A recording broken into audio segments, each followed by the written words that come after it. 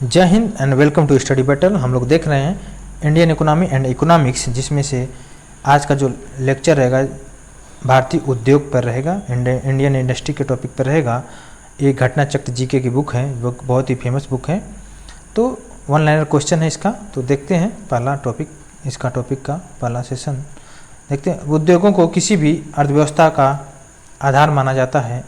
भारतीय उद्योग में या भारतीय अर्थव्यवस्था में उद्योगों का महत्वपूर्ण स्थान है। आर्थिक समीक्षा 2021 और 22 के अनुसार अगर हम देखें, वर्तमान मूल्य पर वर्ष 2020-21 में जो जीबीए में उद्योग क्षेत्र का जो योगदान है 25.9% है। अगर वहीं हम देखिए अभी कृषि क्षेत्र में देखे थे तो कृषि क्षेत्र में जो योगदान था 20.2% था, और उद्योग का कितना योगदान है 25.9% है। ठीक है, अब देखते हैं उसके आगे का 1991 से पूर्व की औद्योगिक नीति क्या थी और 1991 के बाद की औद्योगिक नीति क्या है, उसके बारे में हम डिस्कस करेंगे। स्वतंत्रता प्राप्ति के बाद 6 अप्रैल 1948 को तत्कालीन उद्योग तथा वाणिज्य मंत्री जो थे श्यामा प्रसाद मुखर्जी जी थे। भारत की पहली औद्योगिक नीति घोषित किया था 1948 में। औद्योगिक नीति 1948 में भारत के आर्थिक विकास हेतु मिश्रित अर्थव्यवस्था का मतलब है सार्वजनिक क्षेत्र और निजी क्षेत्र, पब्लिक और प्राइवेट दोनों का संकल्पना को स्वीकार किया गया उस समय। और 30 अप्रैल 1956 को द्वितीय औद्योगिक नीति प्रस्तुत की गई। इस नीति का प्रमुख उद्देश्य यही था कि भारी उद्योगों हेतु सुदृढ़ आधार तैयार करना और एकाधिकारी प्रवृत्तियों पर रोक तथा विकासोन्मुखी जो औद्योगिक सहकारी क्षेत्र है उसका उत्तरोत्तर विकास करना था। उसके बाद औद्योगिक नीति 1956 में उद्योगों को 3 समूहों में बांटा गया। जो पहला समूह था सामाजिक महत्व, प्रथम वर्ग में सामाजिक महत्व, सामाजिक उपयोगिता, आधारभूत उद्योग और परिवहन एवं खनिज उद्योग के 17 उद्योगों को रखा गया प्रथम वर्ग में। द्वितीय वर्ग में 13 उद्योगों को रखा गया, जिनके विकास सरकार द्वारा भविष्य में उत्तरोत्तर अधिक भाग लेने की व्यवस्था थी। तृतीय वर्ग की अगर बात किया जाए, जो शेष बच रहा है 17 उद्योग और 13 उद्योग के बाद, तो तृतीय वर्ग में इसको सम्मिलित किया गया। ठीक है, औद्योगिक नीति 1956 व्यवहारिक, प्रगतिशील एवं विकासोन्मुख रही है। इस नीति के माध्यम से न केवल देश में संतुलित एवं तीव्र गति से औद्योगिकरण का प्रोत्साहन मिला, बल्कि भावी औद्योगिक विकास हेतु देश में बड़े आधारभूत उद्योगों को सुदृढ़ आधार भी प्राप्त हुआ। अगर औद्योगिक नीति 1956 को भारत में सभी औद्योगिक नीतियों की आधारशिला माना गया जाता है।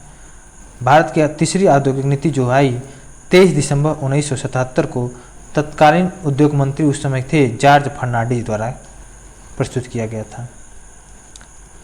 औद्योगिक नीति 1977 का जो प्रमुख उद्देश्य था, ढांचे में व्याप्त विकृतियों को दूर करना, रोजगार में वृद्धि करना, लघु एवं कुटीर उद्योगों को बढ़ावा देना, उसके अलावा अनावश्यक उपभोक्ता वस्तुओं के उत्पादन में वृद्धि करना, जो आवश्यक उपभोक्ता वस्तु हैं। और उसके अलावा देखिए नेक्स्ट में देखते हैं, उसके अलावा 1977 में लघु एवं कुटीर उद्योगों के विस्तार का भी रणनीति अपनाई गई। 23 जुलाई 1980 को भारत की नई औद्योगिक नीति संसद में प्रस्तुत की गई।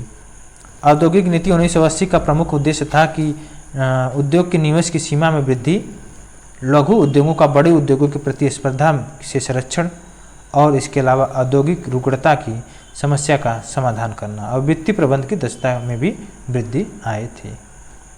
ठीक है, अब देखिए नई आर्थिक नीति जो 1991 से पहले हम लोग देखे थे, अब 1991 के जो बाद की जो नीति है उसे बोलेंगे नई आर्थिक नीति। ठीक है, नई आर्थिक नीति इसको देखेंगे। तो नई आर्थिक नीति के अनुसार जो 3 आयाम हैं, पहला प्राइवेटाइजेशन, ग्लोबलाइजेशन और लाइबरलाइजेशन। ठीक है, निजीकरण, उदारीकरण और वैश्वीकरण। नई आर्थिक सुधार नीति 1991 के मुख्य क्षेत्र जो थे राजकोषीय नीति, मौद्रिक नीति, मूल्य निर्धारण नीति, विदेश व्यापार नीति, औद्योगिक नीति, विदेशी विनियोग नीति और सार्वजनिक क्षेत्र नीति थे। देखिए राजकोषीय जो नीति 1991 के तहत मुख्यतः 4 कदम उठाए गए। जो पहला कदम था सार्वजनिक व्यय को सख्ती से नियंत्रित करना, जो सार्वजनिक व्यय है उसको सख्ती से नियंत्रित करना, खर्चे को कम करना, कर एवं कर भिन्न राजस्व को बढ़ाना, उसके अलावा केंद्र तथा राज्य सरकारों पर राजकोषीय अनुशासन लागू करना, अनुदान जो राशि है उसमें कटौती करना। 1991 के तहत जो स्फीतिकारी दबावों के लिए प्रतिबंधात्मक उपाय किए गए और सार्वजनिक क्षेत्र के लिए आरक्षित क्रियाएं का दायरा सीमित कर दिया गया तथा उक्त क्षेत्रों में निजी क्षेत्रों की अनुमति दी गई। 22 जुलाई 1991 को जो तत्कालीन उस समय के प्रधानमंत्री थे 1991 में पीवी नरसिम्हा राव ने नई औद्योगिक नीति 1991 की घोषणा किया। तो बहुत इंपॉर्टेंट यहाँ से क्वेश्चन बनता है, जो 1991 के बाद जो औद्योगिक नीति बनी है उससे क्वेश्चन डेफिनेटली बनता है।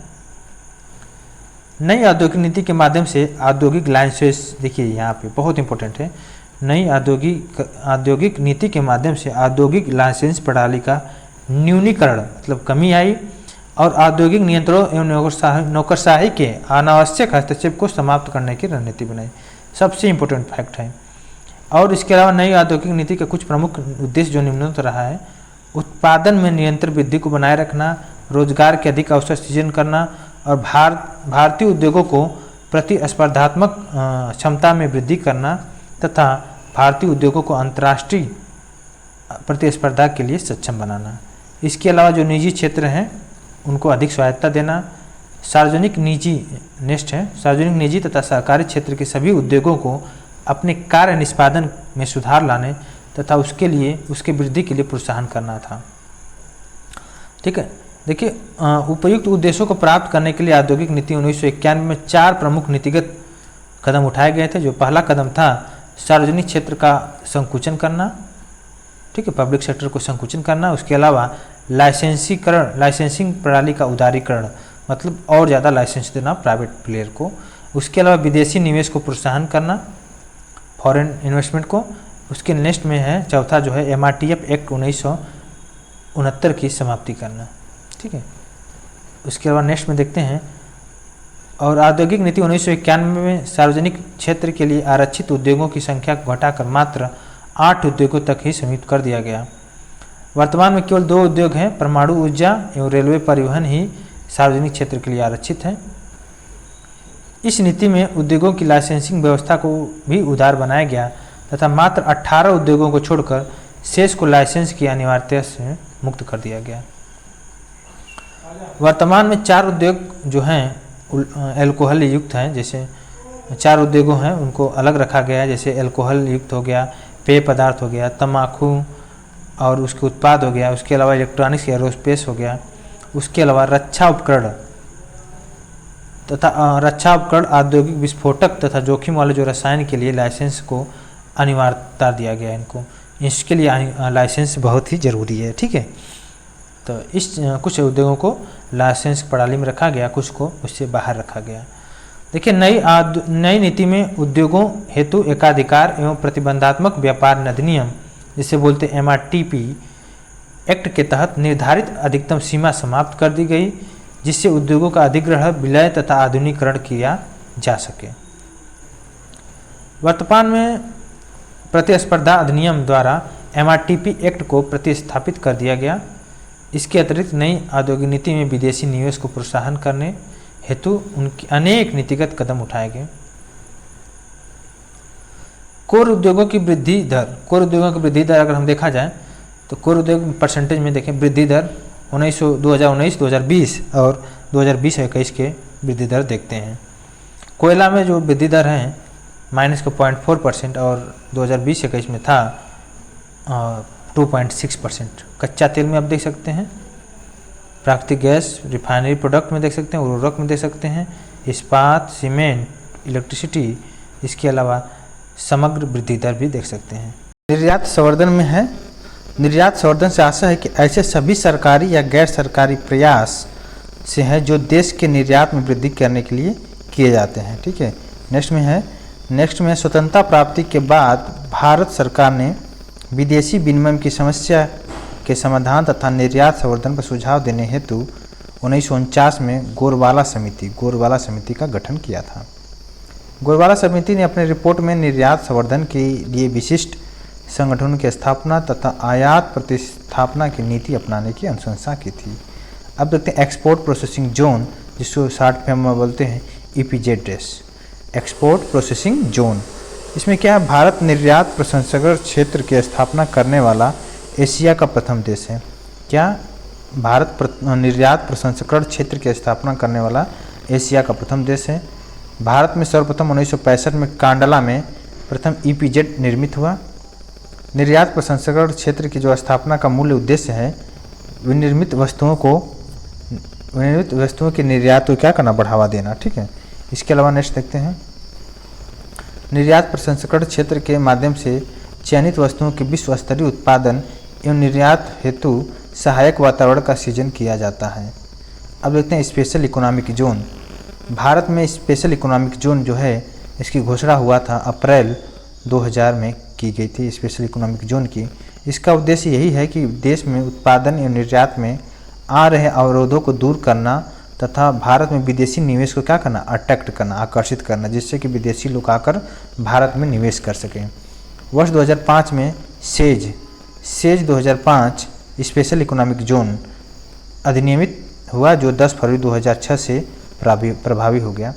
सेज वे विशेष आर्थिक क्षेत्र होता है जहां पर उत्पादन और निर्यात को प्रोत्साहन देने हेतु कर, शुल्क और श्रम मानक, कोटा आदि प्रावधानों का उदार रुख अपनाया जाता है। इसके अलावा भारत का पहला जो स्पेशल इकोनॉमिक जोन है, कांडला में विकसित किया गया।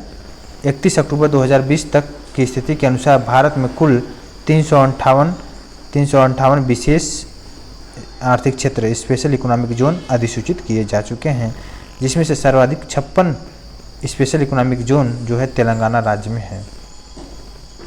अब देखते हैं इंपोर्ट एक्सपोर्ट बैंक। 1 जनवरी 1982 को स्थापित हुआ भारतीय आयात निर्यात बैंक का उद्देश्य यह था कि निर्यातकों एवं आयातकों की वित्तीय आवश्यकताओं की पूर्ति हेतु वित्तीय सहायता उपलब्ध कराना। इसकी स्थापना जो हुई थी भारतीय निर्यात आयात बैंक अधिनियम 1981 के अंतर्गत हुआ था। अब देखते हैं नेक्स्ट में, विदेशी ऋण क्या होता है, एक्सटर्नल डेब्ट क्या होता है। विदेशी ऋण वह ऋण होता है जो विदेशी दाताओं जैसे व्यक्ति, बैंक, अंतर्राष्ट्रीय वित्तीय संस्थान, सरकार से लिया जाता है विदेशी ऋण। ठीक है। तो विदेशी बैंकों से कह सकते हैं, विदेशी बैंक हो गया या व्यक्ति हो गया, उनसे लिया जाता है तो क्या क्या आता है, विदेशी ऋण कहते हैं। अवधि के आधार पर विदेशी ऋण को सामान्यतः अल्पकालीन एवं दीर्घकालीन ऋणों में विभाजित किया गया है। तो मतलब अल्पकालीन ऋण भी हो सकता है और दीर्घकालीन लॉन्ग टर्म लोन भी हो सकता है और शॉर्ट टर्म लोन दोनों हो सकता है। ठीक है। तो उस हिसाब से इसको विभाजित किया गया है अवधि के टाइम पीरियड के हिसाब से। नेक्स्ट है, अवधि के अतिरिक्त विदेशी ऋण को स्वरूप के आधार पर बहुपक्षीय, द्विपक्षीय और निर्यात ऋण और वाणिज्यिक उधारी आदि में व्यक्त किया जाता है। नेक्स्ट वर्ल्ड बैंक, अंतर्राष्ट्रीय मुद्रा कोष बैंक। इसके अलावा है हमारा एशियाई विकास बैंक, एशियन डेवलपमेंट बैंक आदि स्रोतों आदि संस्थाओं से प्रदत्त ऋण को क्या बोला गया, बहुपक्षीय ऋण कहा गया। जैसे वर्ल्ड बैंक हो गया, IMF हो गया, एशियाई बैंक हो गया आदि संस्थाओं से